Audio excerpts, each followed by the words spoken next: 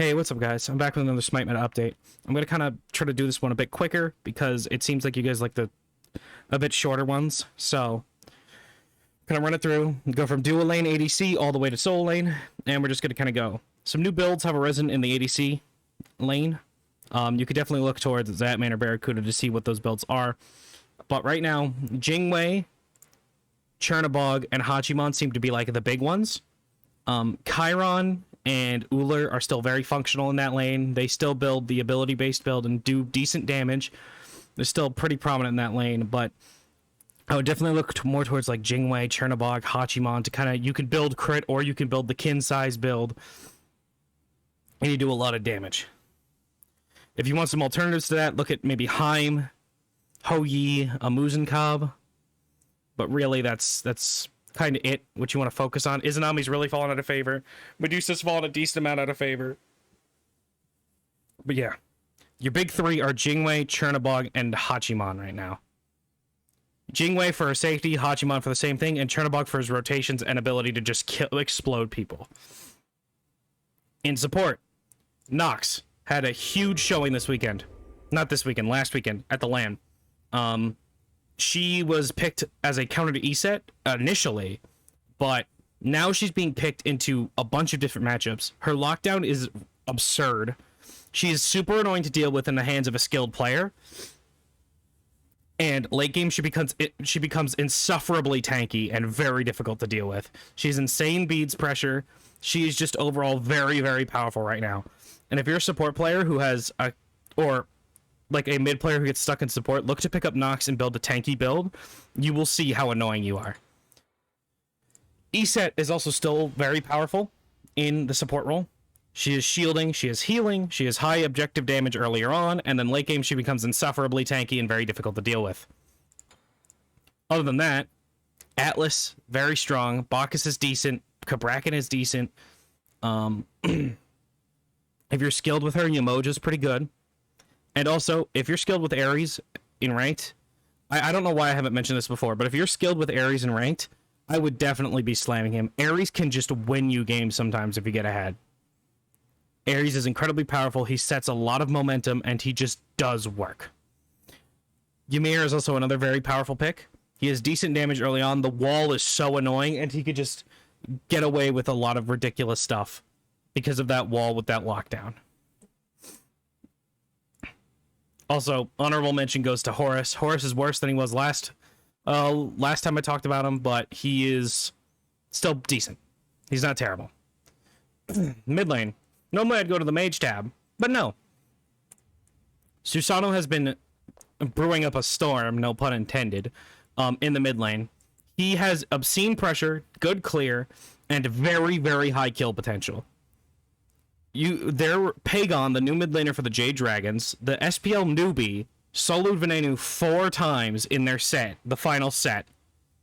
Bolts versus Dragons, playing and not just Susano mid, but Susano mid was a big part of it. This Susano mid is kind of crazy. He does obscene damage. He literally, you could just sit around corners and wait for the enemy mid laner to make a mistake or step up too far, and you just obliterate them. You can get away with a lot of stuff with Susano mid.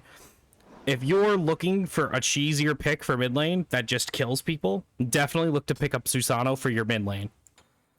Other assassins that do this decently, a lot of mid laners have been messing around with a bunch of assassins to try to do this with, but the most effective ones are Susano, Tsukiyomi. Cam is pretty decent, and Bastet's okay. Kalina's also decent at it, but you probably want to put Kalina in solo if you're going to get her. And yeah, those are the big ones for assassin mid lanes. But in the mage tab, ESET is decent in mid right now. Although she can get bullied by the assassin, she's a bit more safe than someone like Thoth. Thoth is still incredibly powerful with his high poke and his high damage in the late game.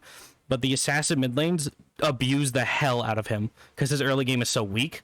The assassin mid lanes can just wait for him to go around corners and just obliterate him. Like, once they hit level 3 or level 5, they could just kill him whenever they want, pretty much.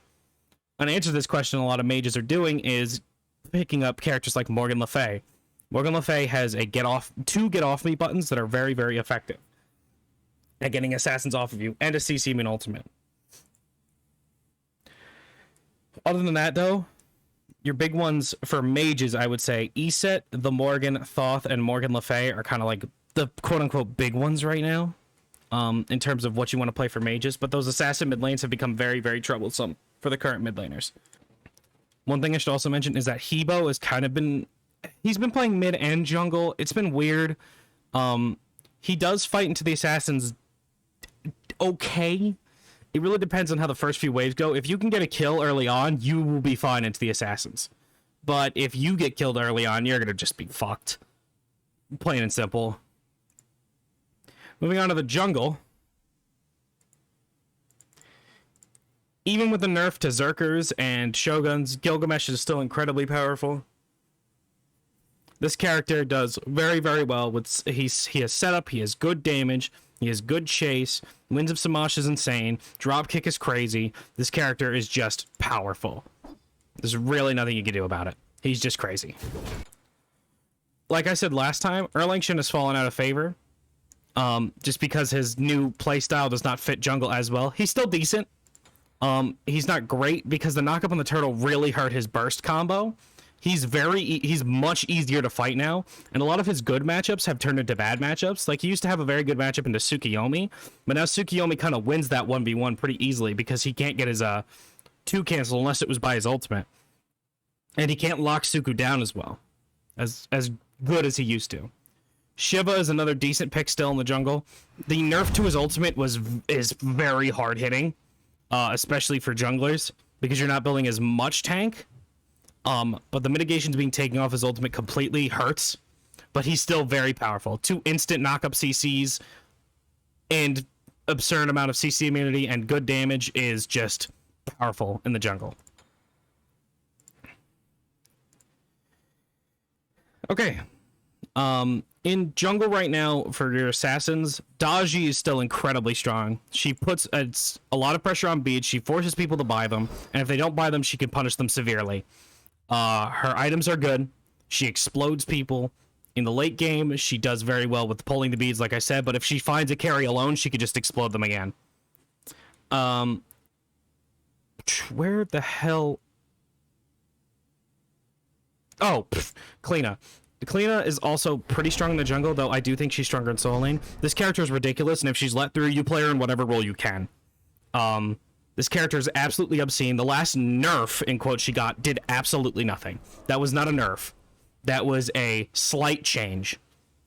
This character is still absolutely absurd, and you should be playing her if you're not already. Either in jungle, solo, mid, ADC, fucking play it in support. She's broken. Make them nerf this character by playing it everywhere. I'm serious. It's ridiculous. This character needs to be shut down. She's been way too powerful for too long. Anyway, now that my rant's over, Daji, Kalina, Camazot's still pretty decent. Bastet's still pretty powerful. I would avoid Naja. They said they fixed this bug, but I played him yesterday, and I had this bug. When your passive degenerates on Naja, your frames drop an obscene amount. My friends say they don't have it, but I still have it. So, certain people have it still. Avoid Naja until this is permanently fixed. It's almost game ruining. You'll miss your abilities because your passive's degenning while you're trying to sash somebody. Avoid him. On a more positive note, Nemesis, Bastet, Camazotz, Kalina, Daji, all very powerful picks right now. You can play a lot in the jungle right now, in terms of, like, characters. Awilix is always decent into certain matchups. Mercury can run games if he's allowed to. Robin is just a decent tanky assassin pick. Susano can run games. Thanatos can run games. Your jungle options are pretty open right now. Anyway, solo lane. Kalina's the best solo laner in the game, hands down. There's nothing you can... There's no argument against it. Kalina is absolutely ridiculous. For the reasons I said before. You can play her anywhere, but Kalina solo is her best role. You build her hybrid, you build her with Soul Eater. She heals a bajillion off of every single wave. She could choose to just not interact with her lane opponent with her ultimate. Her damage is way too high at base, and she does way too much. She is too strong. You need to be banning this. If you're playing solo lane, you need to ban this character, and if she's open, you need to pick her and have her in your pool. She is ridiculous. Anyway, Cullen and King Arthur have made a rise back up. Because of the recent nerfs to certain items, as Berserkers and Shoguns, Cullen and King Arthur can do a build something akin to this, and you can even get away with Gaia if you want to be a little bit greedy. And the rest of it, typically you finish off with a Spectral because you kind of need Spectral right now with all the crit that's going around. But these items have been shown to be very powerful, and King Arthur and Cullen use them the best. The first three, I should say. The Blue Stone, the Sovereignty, and the Stone of Gaia.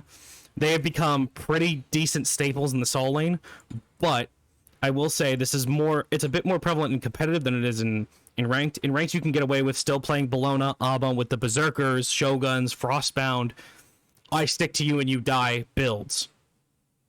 They're still pretty decent. And I wouldn't shy away from them just because. Achilles has also made a bit of a return, just because he's a safe matchup into Arthur and into Cullen. But yeah. And in terms of Guardians, Ardio's still ridiculous. She's nuts. You should ban her if you're not banning Kalina. Right, if somebody else bans Kalina, you should ban Ardio. Ardio's just stupid and really annoying to play against. She wins every matchup, and the only matchup she has trouble with is Kalina, and that's really not that much trouble. Ardio is still very powerful. Kabrakan is less powerful, but he's still pretty decent. Cthulhu is decently strong, but again, he's better in comp than he is in ranked. And who else am I missing? I feel like I'm missing somebody. Kamazot's still pretty decent. Bastet, decent. Oh, Bakasura. This is what I wanted to talk about. With the recent changes to the Berserker Shield and Shoguns, Bakasura solo has become weaker.